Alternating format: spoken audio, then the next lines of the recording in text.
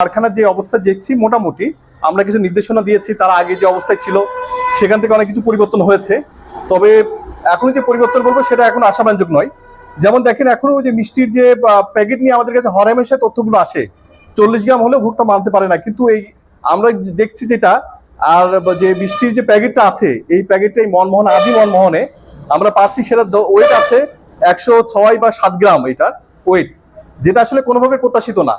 এবং এটার জন্য ওনাকে সতর্কতামূলক 5,000 টাকা জরিমানা করছি, যাতে উনি এখান থেকে শুধরাই আসেন। কারণ এখানে প্রচুর মানুষ বিভিন্ন জায়গা থেকে এই মনমোহনে মিষ্টি কিনতে আসে, এবং সেখানে 107 গ্রাম যদি 500 টাকা 700 টাকা করে যদি মিষ্টি হয়, আর এটা যদি এরকম ভাবে 107 গ্রামই হয়, এই প্যাকেটের পিছনে 50-60 টাকা ভোক্তা দিয়ে দিচ্ছে অতিরিক্ত ভাবে। এটা কাম্য না।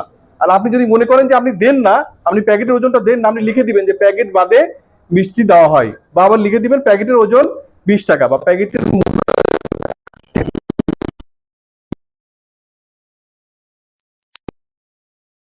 পুরুত্ব, এটা পুরুত্ব দেখে মনে হয়েছে এটা ভারী।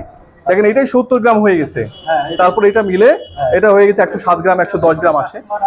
তো এখান থেকে পরিবর্তন হতে হবে ওনাকে, ওনাদের ডিরেকশন দেওয়া হচ্ছে, আশা করছি ওনারা মানবেন এবং সতর্কতামূলক জরিমানা করা হচ্ছে ওনাদেরকে।